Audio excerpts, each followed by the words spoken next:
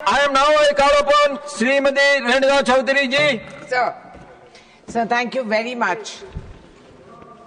How ironic is it today that we are going to be discussing AP reorganization bill, which should have happened 12 years ago. It is actually a statement of national shame that the so-called collective wisdom and intelligence of this House, it took everyone 12 years to process a parliamentary procedure, a commitment made on the floor of this House, a House that is held sacred to democracy, a House that is empowered by the Constitution. What did we do? 12 years later, the government comes out with this act and decides that Amaravati will be the capital. And we are supposed to laud them for this and be grateful for it.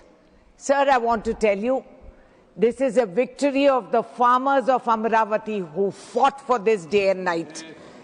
For 2 years, the citizens, women like me who were on the road, never went back home, harassed by the police, harassed by the then ruling government.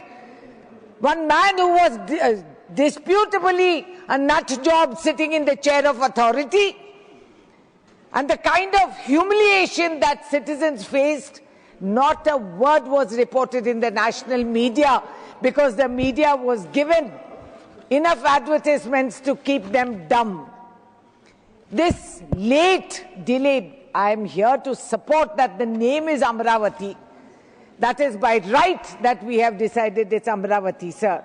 But what does it mean? What does it really mean is what I'm asking. There was administrative ambiguity for 12 years. Investor confidence dropped. Nobody came to put in their money because they were wondering. Otherwise, a new state should have lured and they have the ports. But they got nothing. 12 years of policy paralysis of the central government, the hypocrisy, where they supported the then CM's demand for 3 capitals. Have you ever heard of it? So what happened? Andhra did not have any capital for 12 years. I mean, this is the most amazing failure of supposed intelligence in this parliament of the ruling government. The act promised national institutions. Where is it in the full ecosystem, sir? Has this bill addressed those issues? It hasn't addressed those issues. It promised a major port at Patnam, not delivered. Steel plant in Kadapa, vanished. Promised railway zone. It is now coming limping along after a decade. A promise made in haste and delivery delayed for a decade. Sir, I'm asking for 3 points here. Number one, that there will be a time-bound roadmap for Amaravati. No more announcements without executing timelines. It has to be transparent and visible. Status paper in Parliament on every promise made under the 2014 Act. If you have the courage and you have the commitment, do it. Accountability, why it was delayed and what compensation will be given to the people who have actually paid the price on the ground level, sir. Sir, there are also unresolved issues. Asset division of 1.42 lakh crore, still undivided after 11 years. Power dues, a disputed claim that needs a neutral settlement body. Nothing has been done. There have been accusations and counter-accusations.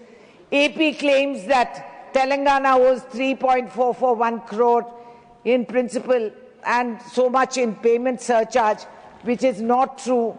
And the court has ordered Telangana to pay these dues without substantiating the demand. The High Court of Telangana has quashed this demand, sir. Both states have legitimate grievances. We are co-joined twins, whether we like it or not. We work together and we have to move forward collectively if both states have to improve. But the central government has to stop playing these games. And just before 5 state elections, they'll come out with women's reservation. they'll come out with all these promises which do not exist on the ground. Krishna water dispute, we get less water in Telangana. We don't grudge Andhra their water. So be it. May the farmers prosper. May they get their rightful price for the crop. As it is, the input price has multiplied 3 times, but the income hasn't. Institutions of national importance, Schedule 8, still unfilled for Telangana, as well as the Ramagundam plant in Telangana is hanged suspended because of unclear power purchase agreement between Telangana and NTPC. The railway coach factory promised to Telangana has not materialized, despite 100 times paperwork has been submitted, but it doesn't happen because we are not in coordination with the BJP there, sir. Andhra is. So hopefully after all that, at least they get some benefits, which I don't see anywhere in the near future. Then the selective application and enforcement of the same act, but 2 different standards which apply to them. People of Telangana saw that the centre invokes the AP Reorganisation Act to benefit an alliance partner, but they don't give the same act's commitment to Telangana and were quietly left unfulfilled. The rare instance of political unity, the Assembly has passed a resolution against this discrimination with Congress, BRS and all parties together because of what people in Telangana also suffer. Sir, a promise denied in the 13th schedule of the AP Reorganisation Act, they have not been fulfilled. And sir, there is also a human interest issue, which is of the 5 mandals which is bordering my constituency: Ettapaka, Kannaigudam, Pichukulapadu, Gundala, and Purushottapatnam. Now, these are living in no man's land. They locationally with the Andhra Pradesh, and then they belong to Telangana. And these lands are the Lord's. Rama, they claim they worship Rama. The only temple of Ram which is in Bhadrachalam. These are the Lord's properties, and these people live in a grey area. Administratively, they are hounded because they belong to 2 states. There is no one giving them any welfare measures, and they are suffering greatly. Now, sir, this kind of hypocrisy, what is the message we send out to the rest of the nation? That it doesn't matter what happens in Parliament, because what will happen outside will happen. There's no accountability. There's no responsibility pinned. And there is absolutely no shame that we come to the House today touting and beating our chest with supposedly a grand success of naming the state capital as Amaravati. But for 12 years you lived without a capital. You don't want to talk about that. They don't address these issues. And I think it's highly embarrassing, sir. You say justice delayed is justice denied. But then the fact is that we live in that way day to day, and we don't see a light at the end of the tunnel.